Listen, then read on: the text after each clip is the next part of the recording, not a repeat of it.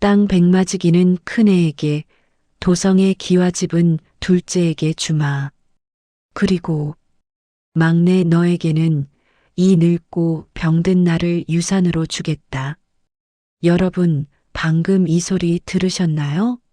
이건 유산 배분이 아니라 사실상 막내 며느리에게만 내린 사형 선고나 다름없었습니다.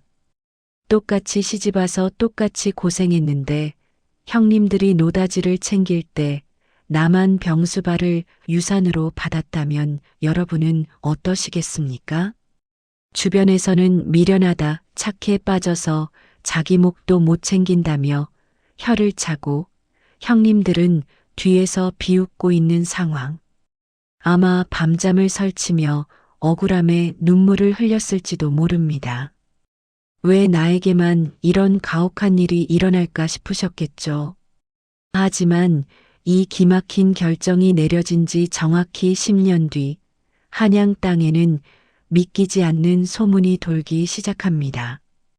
금싸라기 땅과 대궐 같은 집을 받았던 형님들은 거지꼴이 되어 거리를 떠돌고 있는데 아무것도 못 받고 시어머니만 모셨던 그 막내 며느리는 비단옷을 휘감은 한양 최고의 갑부가 되었다는 이야기죠.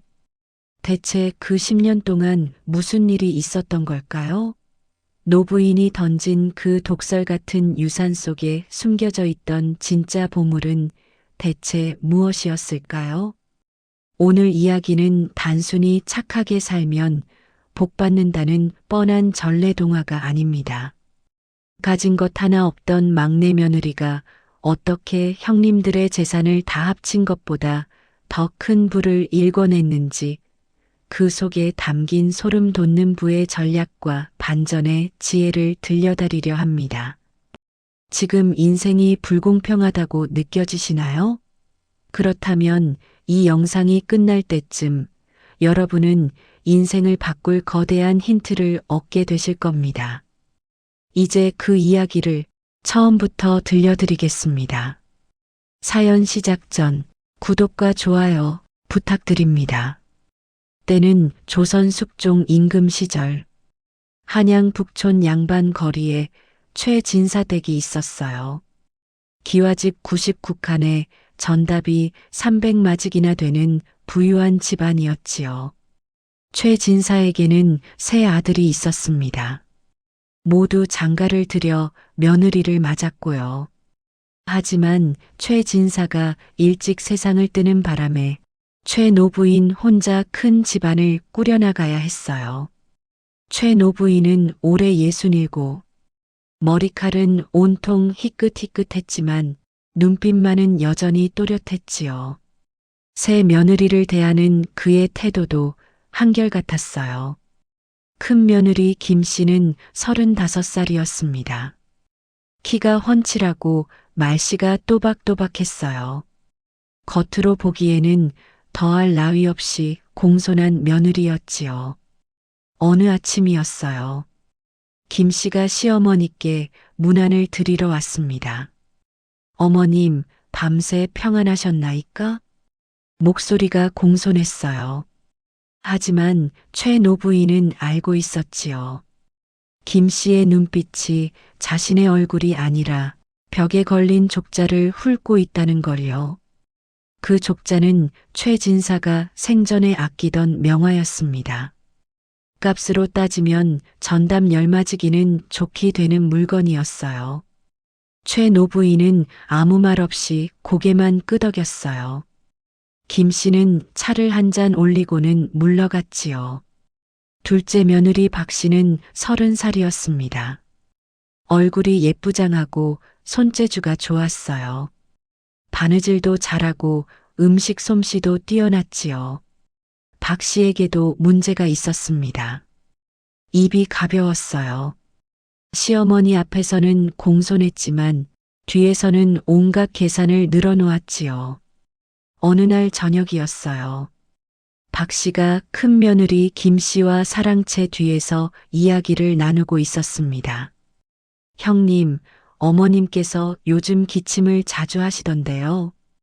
박 씨의 목소리가 낮았어요. 그러게 말이야. 연세가 연세인지라. 김 씨도 주변을 살피며 대답했지요. 그럼 이제 슬슬 준비를 해야 하지 않겠어요? 재산 분배 말이에요. 박 씨의 눈이 반짝였습니다. 쉿, 누가 들으면 어쩌려고 그래. 하지만 당연히 준비해야지. 큰 집이니 우리가 제일 많이 받아야 해. 두 사람은 킥킥 웃으며 속삭였어요.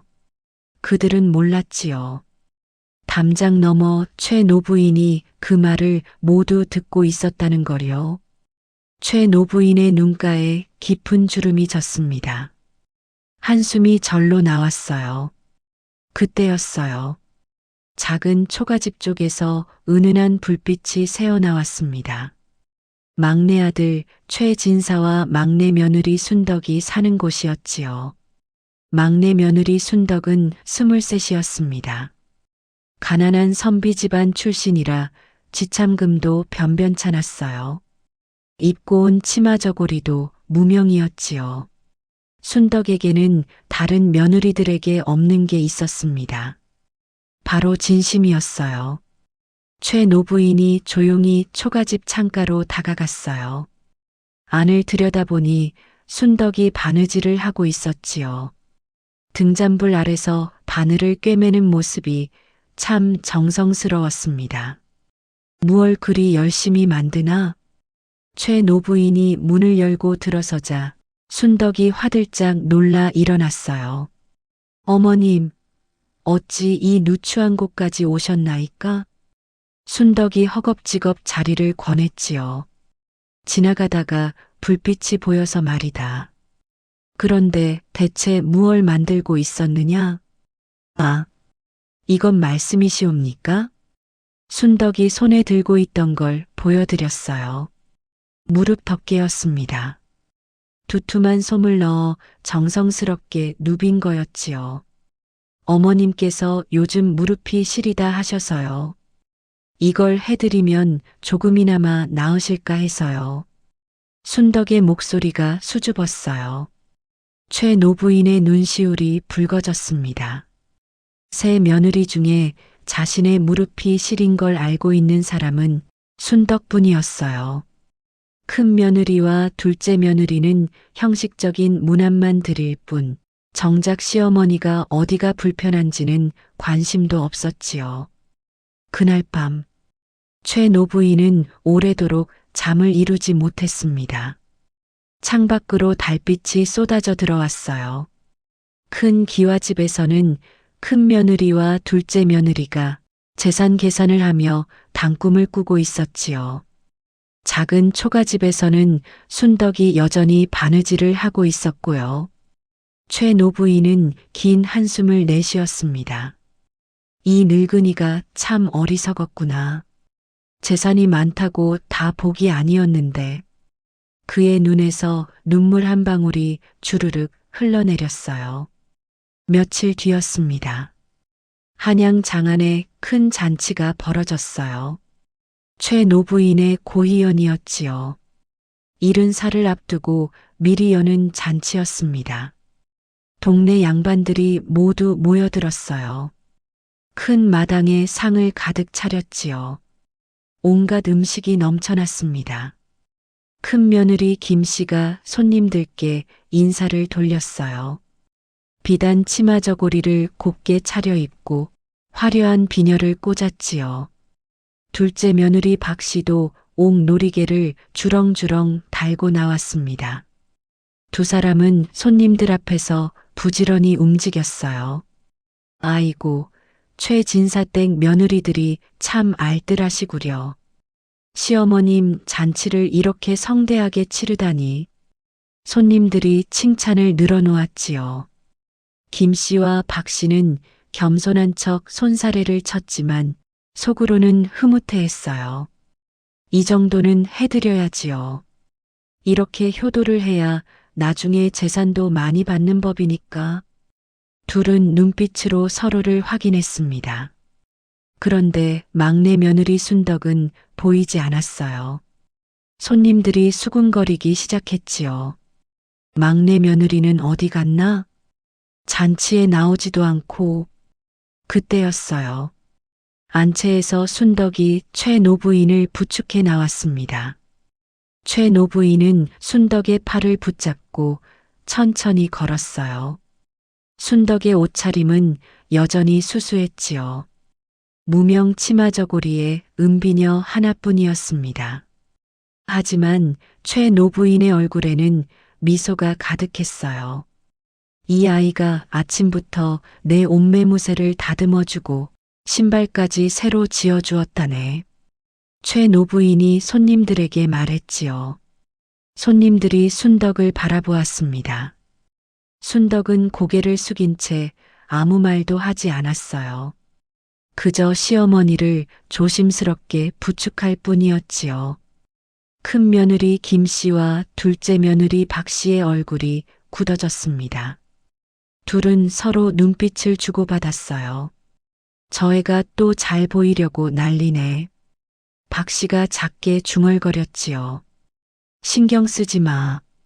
어차피 막내 며느리야. 재산은 우리가 더 받을 테니까. 김 씨가 콧방귀를 뀌었습니다. 잔치는 해가 질 무렵까지 이어졌어요. 손님들이 하나둘 돌아가고 마당이 조용해졌지요. 최 노부인은 안채로 돌아왔습니다. 순덕이 따라 들어와 이불을 펴드렸어요. 어머님, 오늘 많이 피곤하셨지요?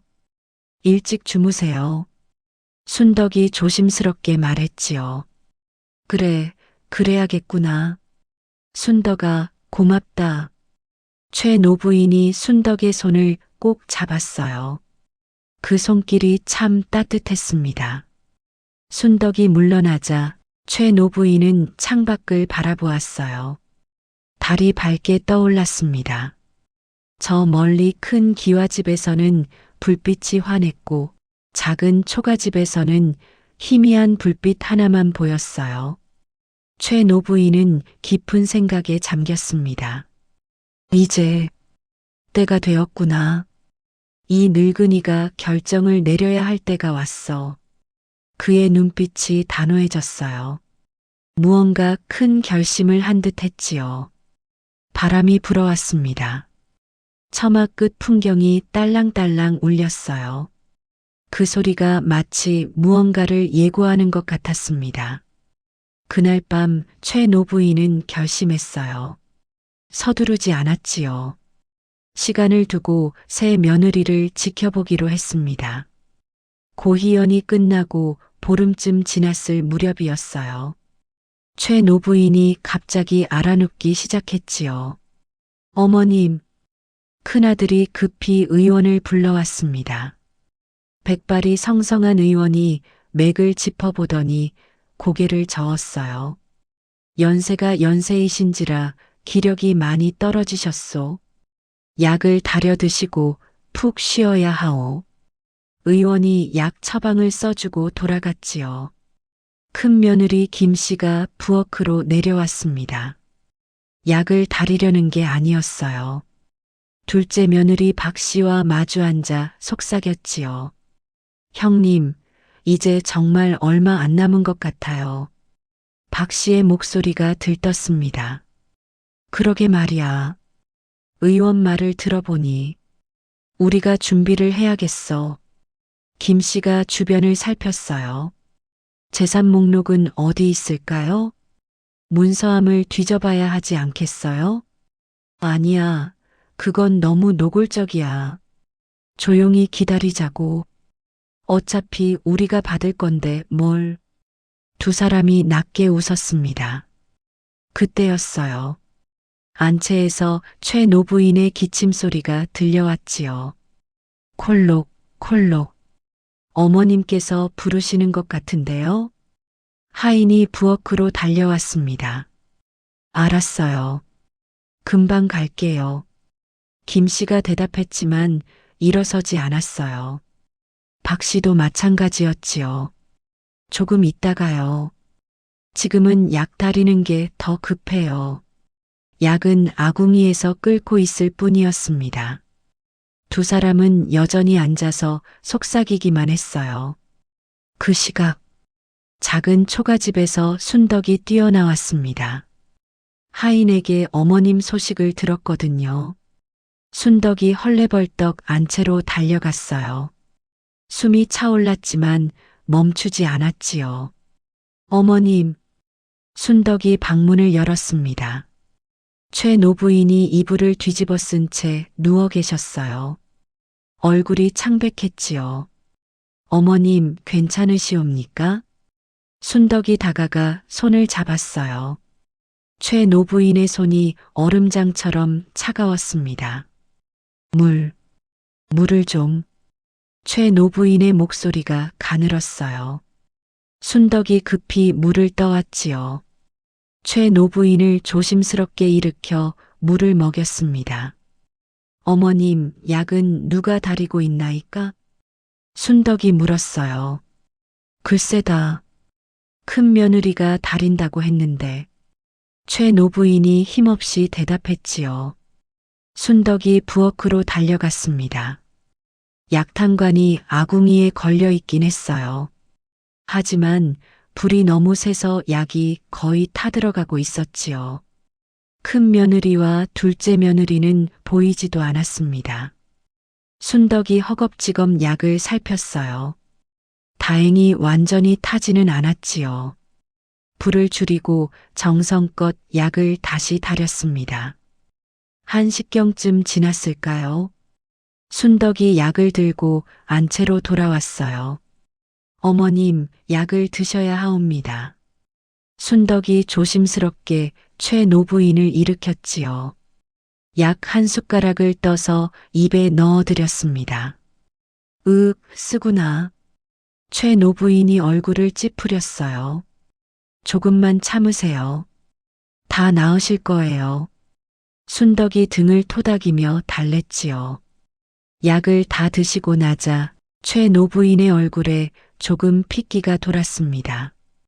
순덕아, 고맙구나. 어머님 무슨 말씀을 그리 하시나이까. 당연히 해야 할 일을 했을 뿐이옵니다. 순덕이 수줍게 웃었어요. 그날 밤 순덕은 안채에 남아 시어머니를 간호했습니다. 이불을 덮어드리고 물수건으로 이마를 식혀드렸어요.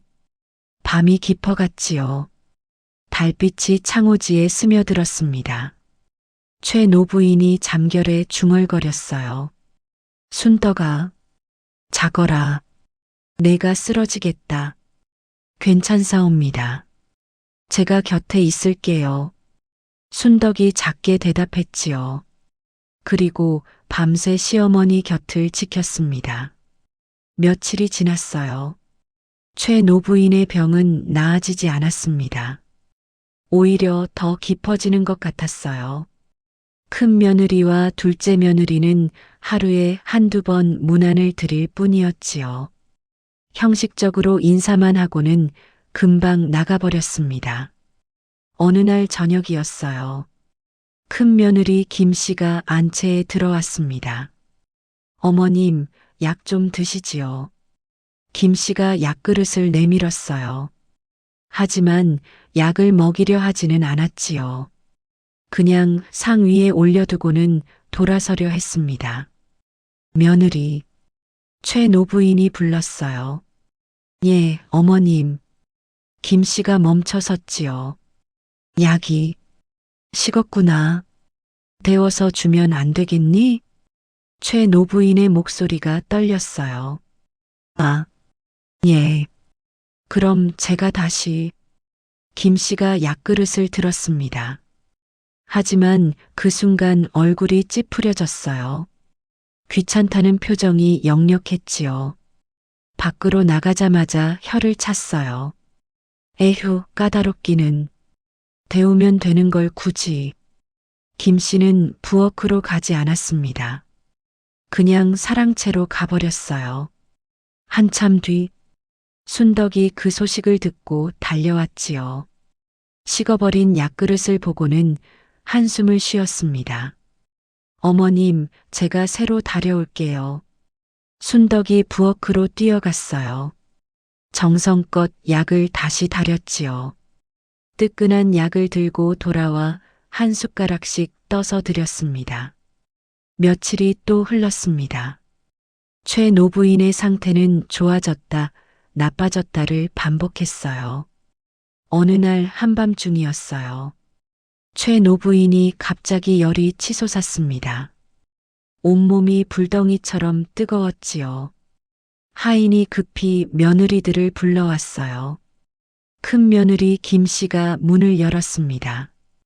뭐야, 이 밤중에? 목소리가 짜증스러웠어요. 마님, 노부인께서 위독하시옵니다. 하인이 다급하게 말했지요. 알았어. 내일 아침에 의원을 부를게. 김 씨가 문을 닫으려 했어요. 아니옵니다. 지금 당장. 지금은 한밤중이야. 의원도 자고 있을 거야. 내일 보자고. 김 씨가 문을 닫아버렸습니다. 둘째 며느리 박 씨도 마찬가지였어요. 밤에 깨우면 어떡해요? 아침에 가보겠어요. 박 씨도 문을 닫았지요.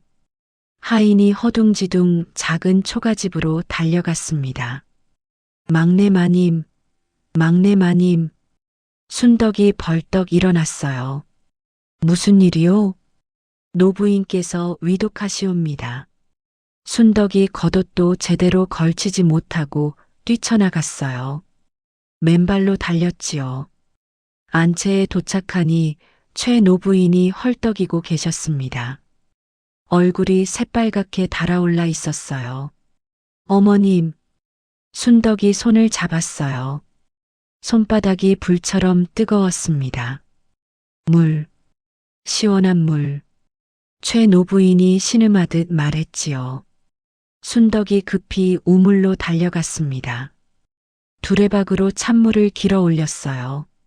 물수건을 여러 장 적셔서 돌아왔지요. 밤새도록 순덕은 어머니 곁을 지켰습니다. 물수건으로 이마와 손발을 식혀드렸어요. 입술이 마를까봐 물을 조금씩 먹여드렸지요. 동이틀 무렵이었어요. 최 노부인의 열이 조금 내려갔습니다. 숨소리도 편안해졌어요. 순덕은 그제야 안도의 한숨을 내쉬었지요. 하지만 자리를 뜨지 않았습니다. 혹시라도 다시 열이 오를까봐 계속 곁을 지켰어요. 아침 햇살이 방 안으로 들어왔습니다. 참새들이 지저귀기 시작했어요. 큰 며느리 김 씨가 문 안을 들어왔지요. 어머님, 밤새 평안아.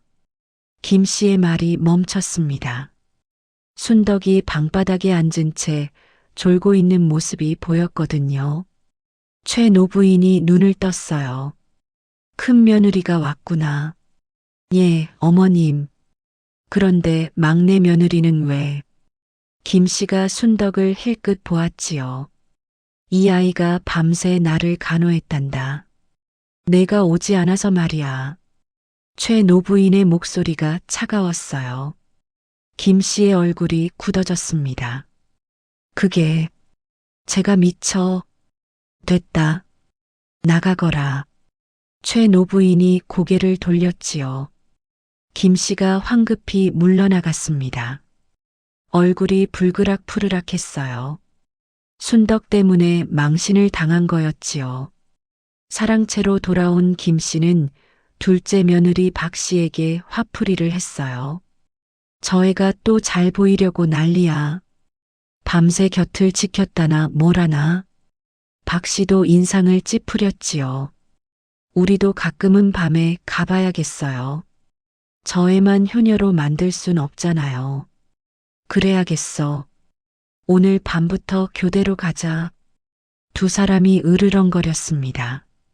하지만 그날 밤, 큰 며느리도 둘째 며느리도 오지 않았어요. 피곤하다는 핑계로 일찍 잠자리에 들었지요. 순덕만이 또다시 밤을 새워 시어머니를 돌봤습니다. 한 달이 흘렀어요.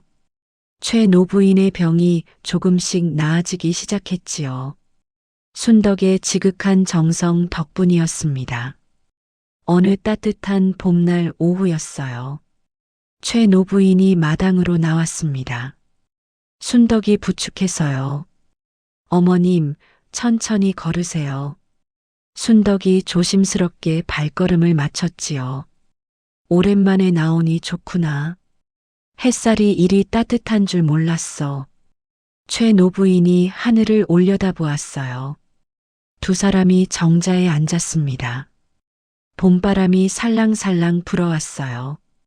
순덕아, 예, 어머님. 내가 아니었다면 이 늙은이는 진작 저 세상 갔을 거야. 어머님 무슨 말씀을. 순덕이 눈시울을 붉혔어요. 아니야. 사실이야. 큰 며느리와 둘째 며느리는 형식적인 무난만 했지.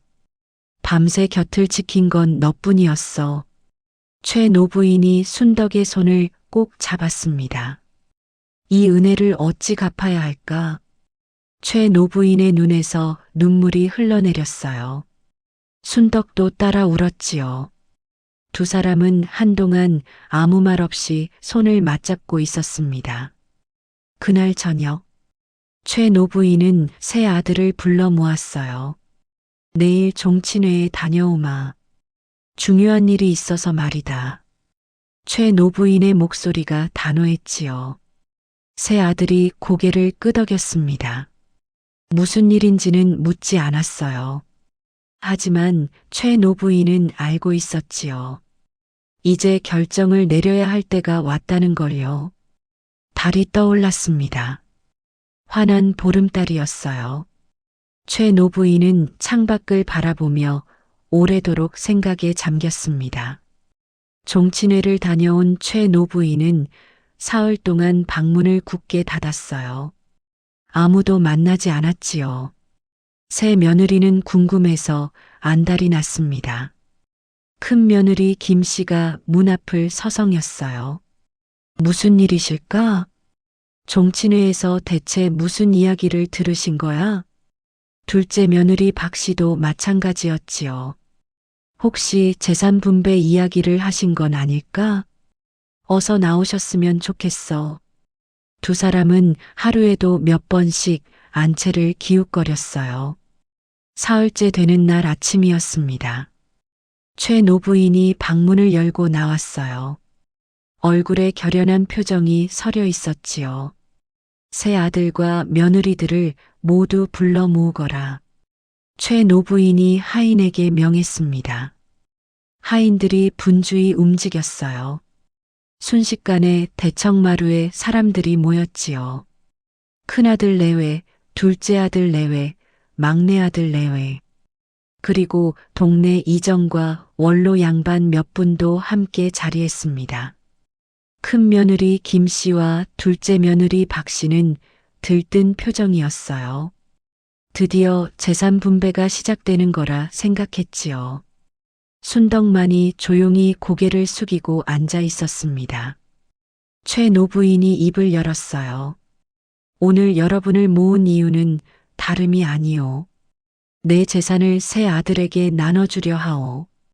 큰 며느리와 둘째 며느리의 눈이 반짝였습니다. 큰아들에게는 전답 백마지기를 주겠소. 김 씨가 속으로 환호했어요. 백마지기면 엄청난 재산이었지요. 3대가 먹고 살 수 있는 땅이었습니다. 둘째 아들에게는 한양 북촌에 기와집을 주겠소.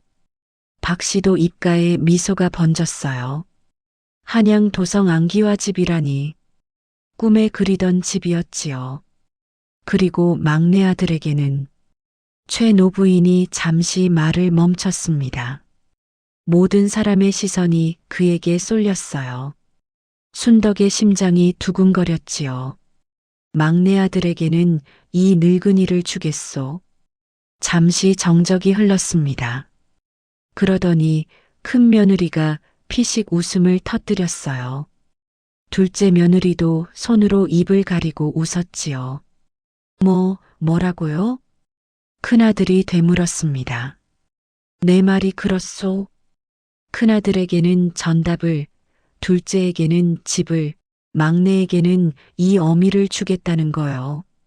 최 노부인의 목소리가 단호했어요. 어머님, 그게 무슨... 막내 아들 최진사가 당황해서 말했지요. 내 결정이요. 이미 종친회에서 승인도 받았소. 최 노부인이 문서 뭉치를 꺼냈습니다. 토지 문서와 가옥 문서였어요. 큰 며느리 김 씨에게 건네주며 말했지요. 이제 이 땅은 당신네 것이요. 마음껏 경작하시오. 김 씨가 문서를 받아들었어요. 손이 부들부들 떨렸지요. 기쁨 때문이었습니다. 둘째 며느리 박 씨에게도 가옥 문서를 건넸어요. 이 집도 이제 당신네 것이요. 원하는 대로 꾸미시오. 박 씨도 문서를 꼭 쥐었지요.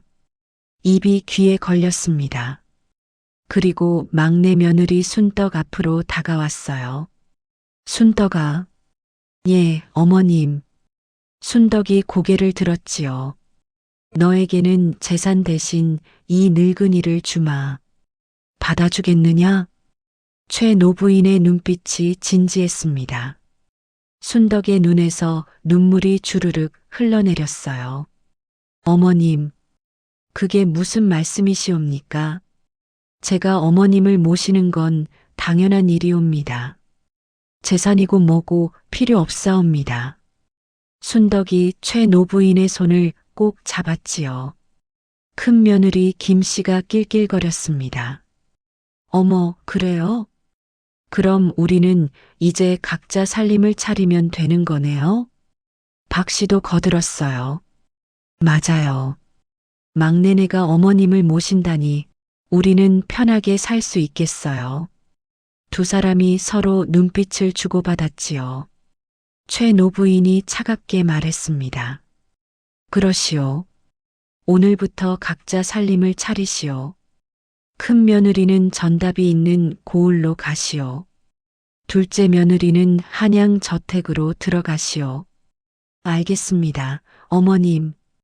김 씨와 박 씨가 신이 나서 대답했어요. 그 자리에 있던 원로 양반들이 고개를 절레절레 흔들었지요. 큰 며느리께서는 기뻐하시는구려. 시어머니보다 재산이 좋으신가 보오.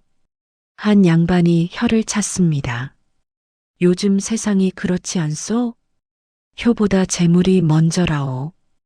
다른 양반도 한숨을 쉬었어요. 하지만 김 씨와 박 씨는 아랑곳하지 않았습니다. 이미 재산 계산에 정신이 팔려 있었지요. 사흘 뒤, 큰 며느리 김 씨네는 짐을 싸서 고을로 떠났어요. 전답 백마지기가 있는 곳이었지요. 막내 동서, 어머님 잘 모시게. 우리는 바빠서 자주 못 올 것 같아. 김 씨가 건성으로 인사했습니다. 큰 수레에 짐을 가득 실었어요. 비단 보따리에 녹그릇까지. 가져갈 수 있는 건 다 챙겼지요. 순덕이 수레를 배웅하며 말했어요. 형님, 조심해서 가세요. 김 씨가 코웃음을 쳤습니다. 그래, 넌 여기서 시어머니나 잘 모셔. 우린 넓은 땅에서 잘 먹고 잘 살 테니까. 수레가 덜컹거리며 떠나갔어요. 이틀 뒤에는 둘째 며느리 박신혜도 떠났지요. 한양 북촌 저택으로 가는 길이었습니다. 막내 동서야, 고생 많이 할 텐데 힘내. 우리는 한양에서 재미있게 살 거야. 박 씨가 거들먹거렸어요. 가마까지 태우고 떠났지요. 하인 셋을 데리고 말이에요. 순떡아, 속상하지 않으냐? 최 노부인이 조심스럽게 물었습니다. 순덕이 고개를 저었어요. 아니옵니다, 어머님. 저는 어머님과 함께할 수 있어서 행복하옵니다. 정말이냐? 정말이옵니다.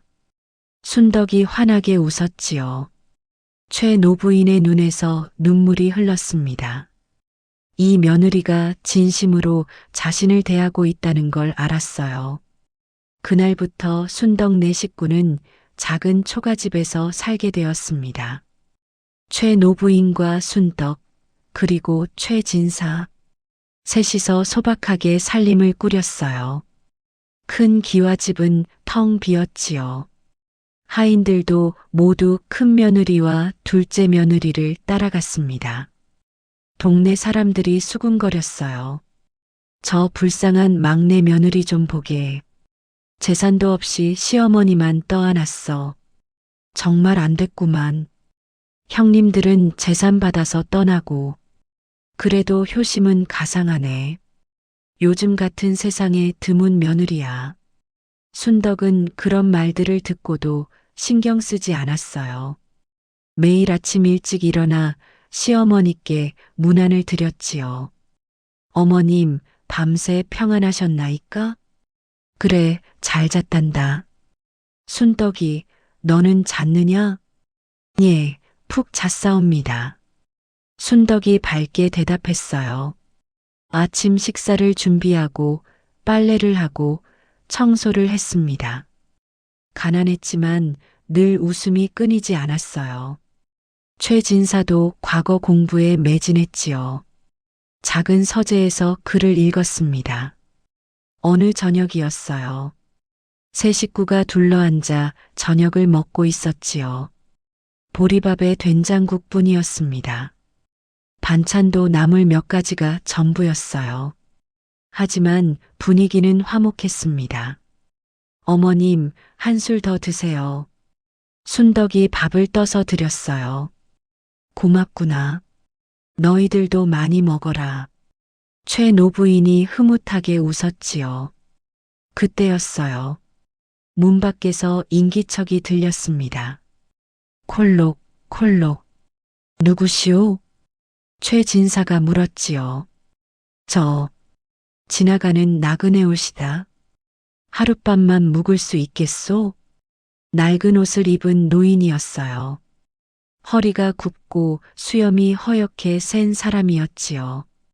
순덕이 얼른 일어났습니다. 어서 들어오세요. 마침 저녁 먹는 중이었어요.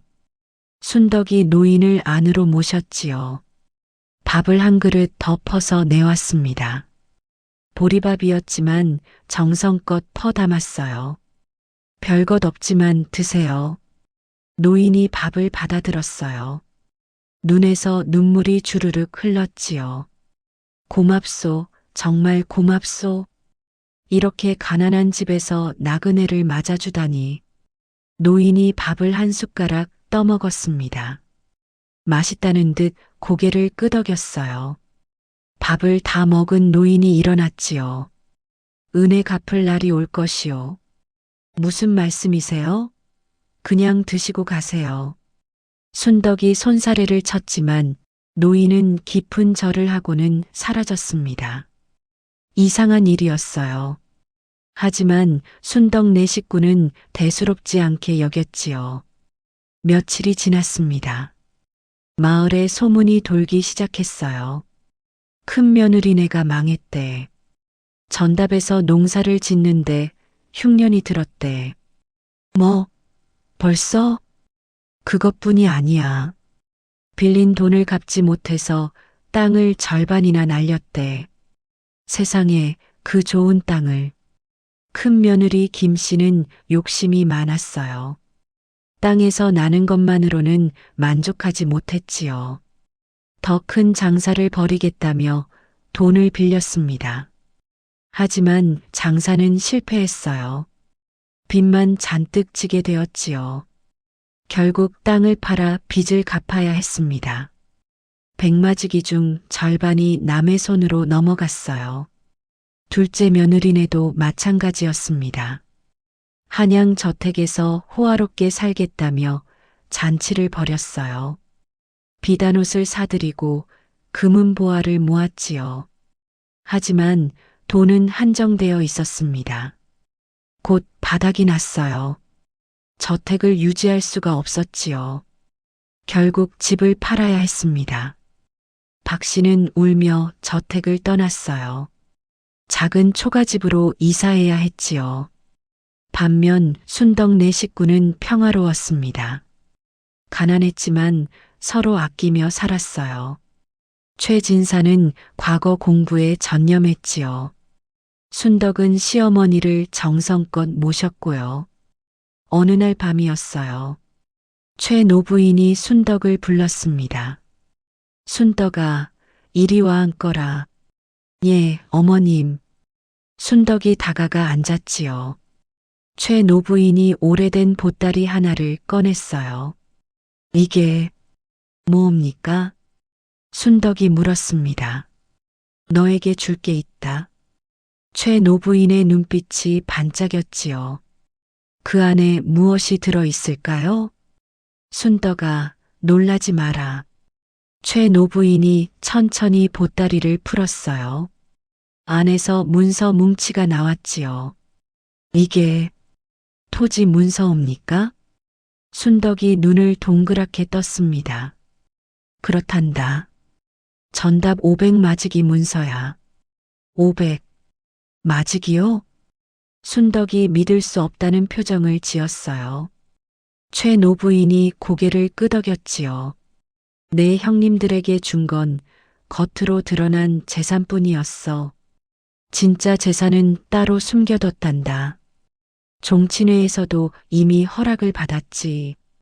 어머님, 그럼 왜 저에게? 순덕의 목소리가 떨렸어요. 너를 시험하려던 게 아니야. 너의 진심을 확인하고 싶었을 뿐이지.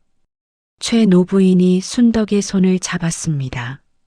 만약 내가 재산 때문에 실망했다면 이 땅도 다른 이에게 줬을 거야. 하지만 너는 달랐어. 재산보다 이 늙은이를 소중히 여겨주었지. 순덕의 눈에서 눈물이 주르륵 흘렀어요. 어머님, 이제 이 땅은 내 것이다. 아직 아무에게도 말하지 마라. 때가 되면 모두 알게 될 테니. 최 노부인이 문서를 다시 보따리에 넣었지요. 그날 밤, 순덕은 잠을 이룰 수 없었습니다. 500 마지기라니. 형님들이 받은 것보다 5배나 많은 땅이었어요. 순덕의 마음은 복잡했지요. 재산보다는 시어머니의 마음이 더 고마웠습니다. 그로부터 세월이 흘렀어요. 1년, 2년, 3년. 어느덧 10년이 지났습니다. 순덕은 여전히 작은 초가집에서 살았어요. 예전과는 많이 달라져 있었지요. 최진사가 마침내 과거에 급제한 거예요. 장원급제였습니다. 어머님, 급제했사옵니다. 최진사가 기쁨에 겨워 외쳤지요. 최 노부인과 순덕이 얼싸안고 눈물을 흘렸어요. 잘했다, 잘했어. 최 노부인이 아들의 등을 토닥였습니다. 모두 어머님과 아내 덕분이옵니다. 최진사가 깊은 절을 올렸지요. 급제 소식이 퍼지자 마을 사람들이 모여들었어요. 축하드리오. 장원급제라니 대단하시오. 사람들이 입을 모아 칭찬했지요. 최진사는 한양으로 올라가 벼슬길에 올랐습니다. 정육품 벼슬을 받았어요. 월급을 꼬박꼬박 집으로 보냈지요. 순덕은 그 돈으로 조금씩 살림을 늘려갔습니다. 하인도 둘 들였어요. 초가집도 조금씩 수리해서 깨끗하게 만들었지요. 최 노부인은 흐뭇해했습니다. 순덕아, 내가 고생한 보람이 있구나. 아니옵니다. 이 모든 게 어머님 덕분이옵니다. 순덕은 여전히 겸손했어요. 그 무렵 큰 며느리 김신혜는 완전히 망해버렸습니다. 백마지기 땅은 모두 날려버렸어요. 빚 보증을 잘못 썼다가 재산을 다 잃은 거였지요. 큰아들은 벼슬도 얻지 못했습니다. 과거 시험에서 번번이 떨어졌어요. 결국 남의 땅을 빌려 농사를 지어야 했지요. 소장농이 된 겁니다. 김 씨는 날마다 한숨만 쉬었어요. 이게 무슨 꼴이람. 백마지기 땅을 다 날려버리다니. 아이들도 버릇이 없었습니다. 부모 말을 듣지 않았어요. 둘째 며느리 박신혜도 처지가 비슷했지요. 한양 저택은 진작에 팔아버렸습니다. 사치스러운 생활을 하느라 돈을 다 써버린 거예요. 작은 초가집으로 이사했지만 그마저도 유지하기 힘들었어요. 둘째 아들도 과거에 실패했습니다. 벼슬길은 꿈도 꾸지 못했지요. 결국 장사를 시작했어요. 하지만 그것마저 잘 되지 않았습니다. 박 씨는 매일 울기만 했어요. 그때 그 땅을 욕심내지 말걸. 차라리 시어머니를 모실걸. 후회해도 소용없었지요. 어느 봄날이었어요. 김 씨와 박 씨가 우연히 장터에서 마주쳤습니다. 형님, 동서. 두 사람은 서로를 보고 깜짝 놀랐어요. 옷차림이 너무나 초라했거든요. 김 씨는 해진 무명 치마를 입고 있었고 박 씨는 맨발에 집신을 신고 있었지요. 형님, 그동안 어떻게 지냈어요? 물어봐서 뭐해?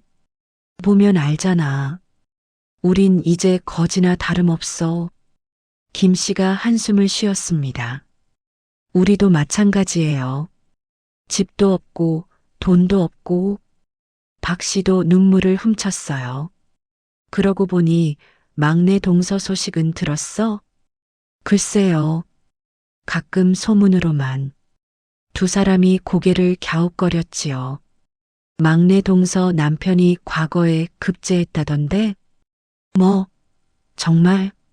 응. 장원급제했다고 하더라. 세상에.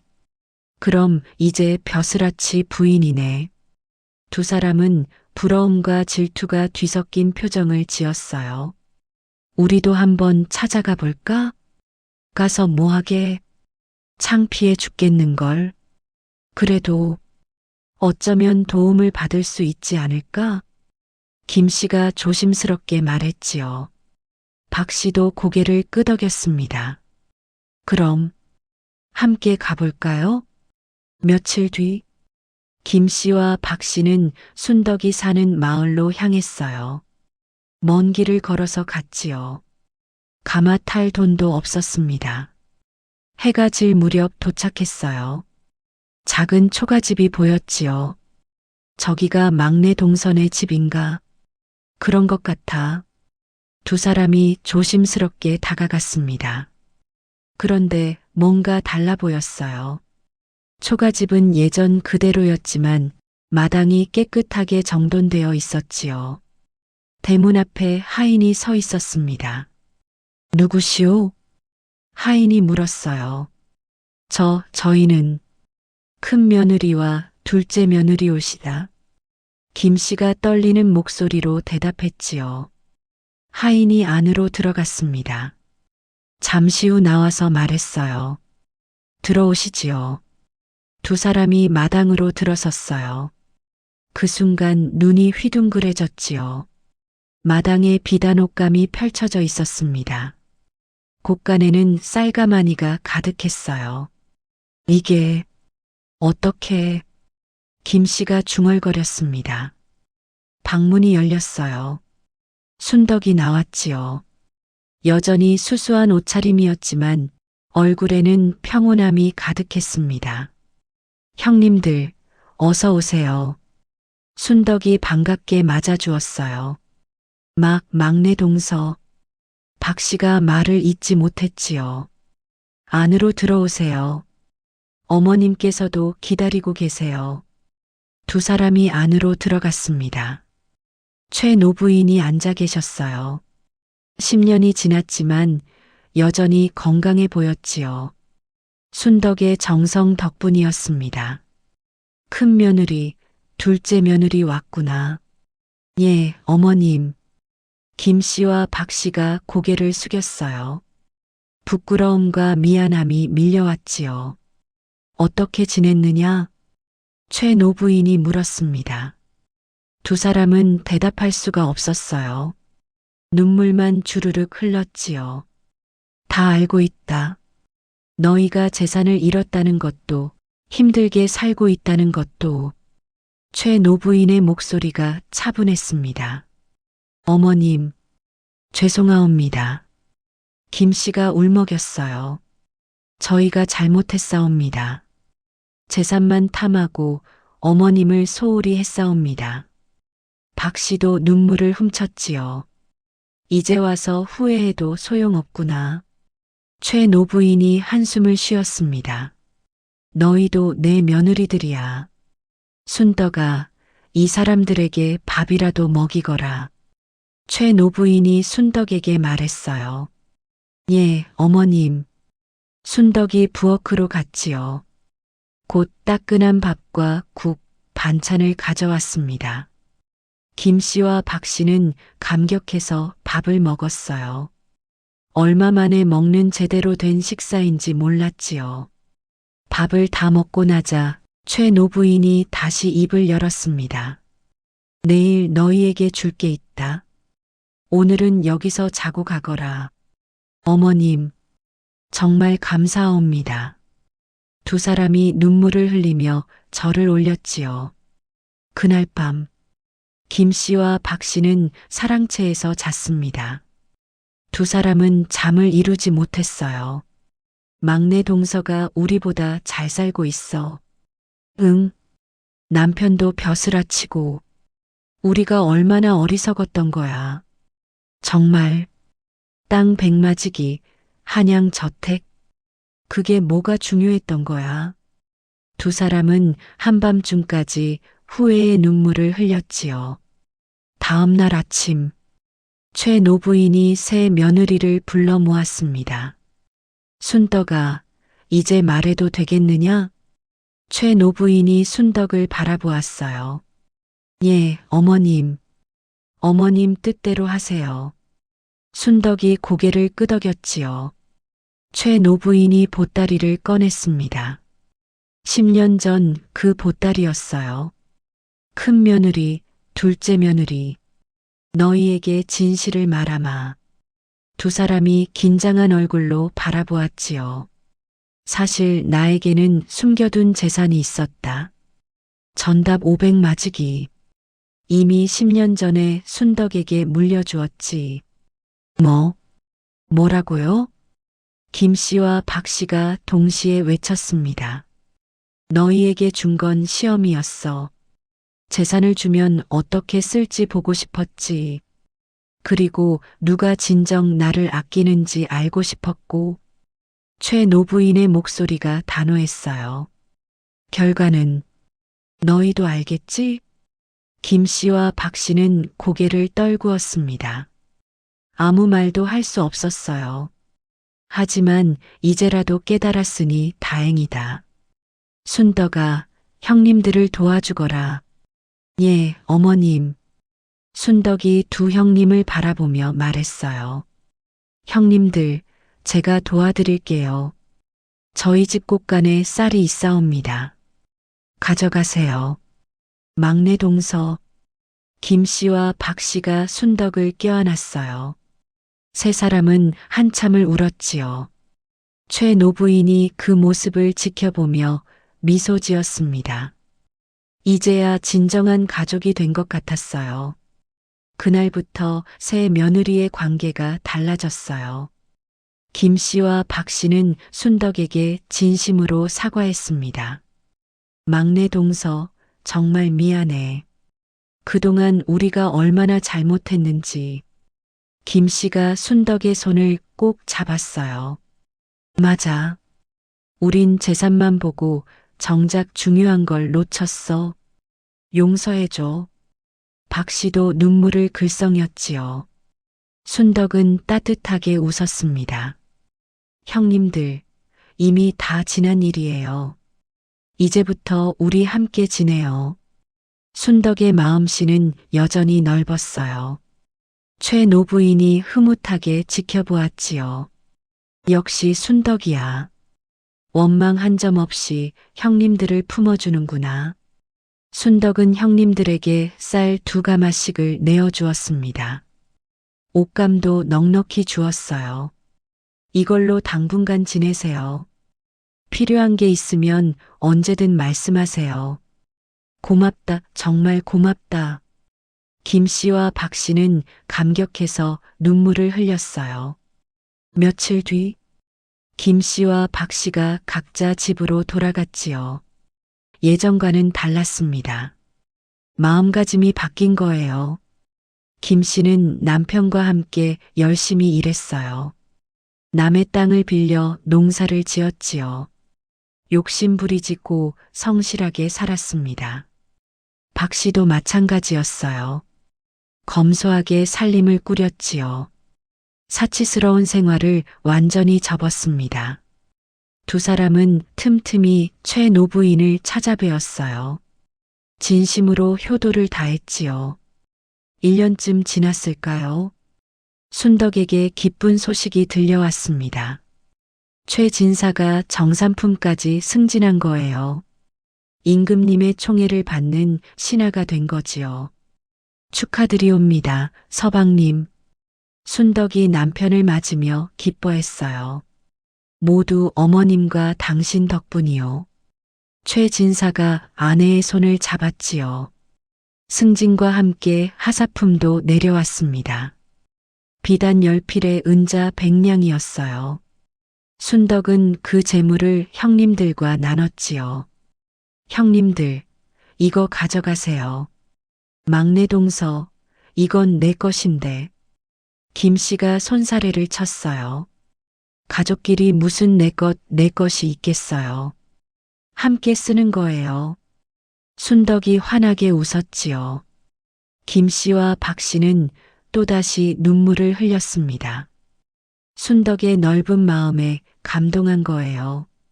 그 무렵이었어요.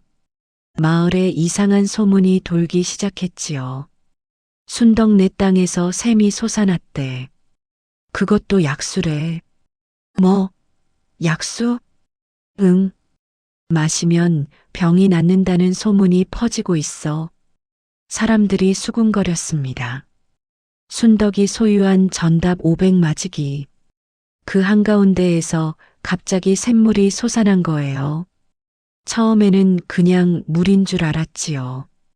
그런데 어느 노인이 그 물을 마셨더니 오랫동안 앓던 병이 나은 겁니다. 소문이 퍼지자 사람들이 몰려들었어요. 멀리서도 찾아왔지요.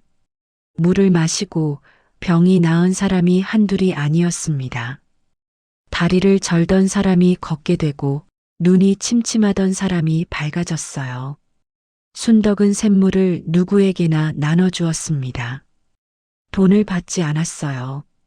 그냥 필요한 사람에게 주었지요. 고맙소, 정말 고맙소. 사람들이 감사 인사를 했습니다. 천만에요. 하늘이 주신 물인데요. 순덕은 겸손하게 대답했어요. 그 일이 있고 나서였어요. 기억하시나요? 10년 전 어느 밤에 찾아왔던 나그네 노인을요. 그 노인이 다시 나타난 겁니다. 순덕네 집 대문을 두드렸어요. 똑, 똑, 똑. 누구시오? 순덕이 문을 열었지요. 나그네였던 노인이 서 있었습니다. 하지만 10년 전과는 달랐어요. 깨끗한 도포를 입고 계셨지요. 저를 기억하시오? 노인이 물었습니다. 순덕이 고개를 갸웃거렸어요. 혹시 10년 전 그 나그네 어르신? 그렇소. 노인이 빙그레 웃었지요. 어서 들어오세요. 순덕이 반갑게 맞아들였습니다. 노인이 안으로 들어왔어요. 최 노부인도 나왔지요. 어르신 뵙게 되어 반갑습니다. 나도 반갑소. 10년 전 은혜를 갚으러 왔소. 은혜라뇨? 별것 아니었는데요. 순덕이 손사래를 쳤지요. 아니요. 당신들은 가난했지만 나그네를 맞아주었소. 그 마음이 하늘을 감동시킨 거요. 노인이 진지하게 말했어요. 실은 내가 산신령이요. 뭐라고요? 순덕과 최 노부인이 눈이 휘둥그레졌습니다. 10년 전 인간 세상을 내려와 사람들을 시험했소. 누가 진정 착한 마음을 가졌는지 보려고 말이요. 노인의 눈빛이 반짝였어요. 당신들은 시험을 통과했소. 가난해도 남을 도울 줄 알았으니까. 그래서 약수샘을 주신 건가요? 순덕이 깨달았지요. 그렇소. 그건 하늘이 내린 복이요. 앞으로도 그 샘은 마르지 않을 거요. 산신령이 미소 지었습니다. 하지만 더 중요한 건 따로 있소. 노인이 순덕을 바라보았어요. 당신이 받은 진짜 유산은 재산이 아니요. 그럼 뭔가요? 바로 효심이요. 시어머니를 진심으로 섬기는 마음. 그것이야말로 천금보다 귀한 보물이지. 순덕의 눈에서 눈물이 흘렀어요. 명심하시오. 재산은 언젠가 사라지지만 착한 마음은 대대로 이어지는 법이요. 산신령이 일어섰습니다. 이제 나는 가겠소. 건강하게 오래오래 사시오. 산신령이 문을 나서는 순간 환한 빛이 번쩍였어요. 눈을 뜨고 보니 아무도 없었지요. 산신령은 온데간데 없이 사라졌습니다. 순덕과 최 노부인은 한참을 멍하니 서 있었어요.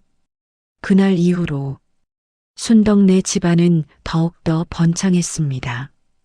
약수샘 덕분에 많은 사람이 찾아왔어요. 순덕은 그들에게 물을 나눠주고 때로는 밥도 먹였지요. 감사하는 사람들이 곡식과 비단을 가져왔습니다. 순덕은 그것마저 어려운 사람들과 나눴어요. 베풀면 베풀수록 더 많이 돌아왔지요. 최진사는 정의품까지 올랐습니다. 임금님께서 특별히 아끼시는 신하가 되었어요. 아들도 셋이나 태어났지요. 모두 똑똑하고 효심이 깊었습니다. 큰 며느리 김신혜도 조금씩 나아졌어요. 성실하게 일한 덕분에 작은 땅을 마련했지요. 둘째 며느리 박신혜도 마찬가지였습니다. 검소하게 살면서 조금씩 재산을 모았어요. 두 집안 모두 순덕의 도움을 받았지요. 순덕은 아낌없이 형님들을 도왔습니다. 세월이 더 흘렀어요. 최 노부인의 나이가 80을 넘어섰습니다. 어느 따뜻한 봄날이었어요. 꽃이 만발한 정원에 온 가족이 모였지요. 새 아들 내외와 손주들까지 모두 함께 모여 앉았습니다. 최 노부인이 행복한 미소를 지었어요. 이렇게 모두 건강하게 모이니 좋구나. 어머님, 모두 어머님 덕분이옵니다. 큰 며느리 김 씨가 말했어요. 예전처럼 건성이 아니었지요. 진심이 담긴 목소리였습니다. 맞아요, 어머님. 저희가 잘못을 깨우쳐 주셨어요. 둘째 며느리 박 씨도 고개를 숙였어요. 최 노부인이 순덕을 바라보았습니다. 순덕아, 내가 없었다면 이 가족이 어찌 되었겠니? 어머님, 내 효심이 이 집안을 살렸어. 형님들에게도 본보기가 되었지. 순덕의 눈시울이 붉어졌어요. 아니옵니다. 저는 그저 당연한 일을 했을 뿐이옵니다. 최 노부인이 새 며느리를 차례로 바라보았어요. 너희들 모두 잘 들어라. 예, 어머님. 새 며느리가 대답했지요. 재산은 중요한 게 아니야. 사람이 중요한 거지. 서로 아끼고 사랑하는 마음. 그것이 진짜 유산이란다. 최 노부인의 목소리가 떨렸습니다. 명심하겠사옵니다. 새 며느리가 동시에 절을 올렸어요. 정원에 봄바람이 불어왔습니다. 꽃잎이 흩날렸어요. 아이들의 웃음소리가 들려왔지요. 정말 평화로운 풍경이었습니다. 최 노부인은 눈을 감았어요. 이보다 더 행복할 순 없었지요. 그해 가을, 최 노부인은 편안하게 눈을 감았습니다. 83의 나이였어요. 임종 직전까지 순덕이 곁을 지켰지요. 순덕아, 고맙다. 어머님 가지 마세요. 순덕이 손을 꼭 잡았습니다. 나는 행복했단다. 너처럼 좋은 며느리를 둬서. 최 노부인이 마지막 미소를 지었어요. 그리고 조용히 숨을 거두었지요. 장례식에는 수많은 사람이 모였습니다. 순덕의 효심을 알고 있던 마을 사람들, 최 진사의 벼슬 동료들, 그리고 약수 샘 덕분에 병이 나은 사람들까지 모두가 최 노부인의 명복을 빌었어요. 순덕은 3년상을 정성껏 치렀습니다. 매일 제사를 지내고 묘소를 돌보았지요. 큰 며느리와 둘째 며느리도 함께 했어요. 이제는 진심으로 시어머니를 그리워했습니다. 3년상이 끝났어요. 순덕은 마을 사람들을 모아 잔치를 열었지요. 음식을 나눠주고 가난한 이들에게 옷과 곡식을 주었습니다. 이 모든 게 어머님 덕분이에요. 어머님께서 가르쳐 주신 대로 살겠어요. 순덕이 하늘을 바라보며 말했어요. 그날 밤 하늘에서 별똥별이 떨어졌습니다. 마을 사람들이 모두 하늘을 올려다보았어요. 저건 노부인의 영혼이 하늘로 올라가시는 거야. 누군가 중얼거렸지요. 순덕도 하늘을 바라보았습니다. 눈물이 주르륵 흘렀어요. 어머님 편히 쉬세요. 제가 어머님 뜻대로 살겠사옵니다. 별똥별이 반짝이며 사라졌어요. 마치 대답하는 것 같았지요. 그 후로 순덕네 집안은 대대로 번창했습니다. 아들 셋 모두 과거에 급제했어요. 손주들도 효심이 깊었지요. 약수샘은 지금도 마르지 않는다고 합니다. 그 샘물로 많은 사람이 병을 고쳤어요. 그리고 사람들은 이 이야기를 후손에게 전했지요. 재산보다 사람이 중요하다고, 효심이야말로 천금보다 귀한 보물이라고. 그 가르침은 세월이 흘러도 변하지 않았습니다. 여러분, 이야기 재미있게 들으셨나요? 큰 며느리는 땅 100마지기를 받았고 둘째 며느리는 한양 저택을 받았지요.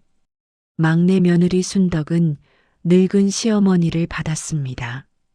10년 후 땅과 집을 받은 며느리들은 모든 걸 잃었어요. 시어머니를 모신 순덕은 상상할 수 없는 복을 받았지요. 이 이야기를 들으며 저는 많은 생각을 했습니다. 우리는 살면서 끊임없이 선택을 해요.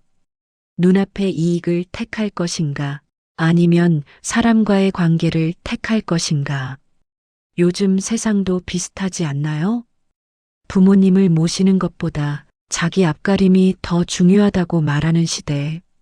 하지만 이 이야기는 우리에게 묻고 있어요. 진짜 중요한 게 뭔지 말이에요. 순덕이 받은 진짜 유산은 500마지기 땅이 아니었습니다. 약수샘도 아니었어요. 시어머니와 함께한 10년의 시간. 그 시간 동안 쌓은 사랑과 신뢰. 그것이 진짜 유산이었던 거지요. 여러분은 어떠세요? 여러분 곁에는 어떤 보물이 있나요? 혹시 돈이나 재산만 쫓다가 정작 소중한 사람을 놓치고 있진 않나요? 그리고 언젠가는 여러분도 꼭 원하시는 것을 이루실 수 있을 것입니다. 오늘 이야기가 여러분께 작은 위로가 되었기를 바랍니다. 댓글로 여러분의 생각을 들려주세요. 그리고 이 이야기가 마음에 드셨다면 구독과 좋아요, 알림 설정 부탁드립니다. 다음에도 더 좋은 이야기로 찾아뵙겠습니다.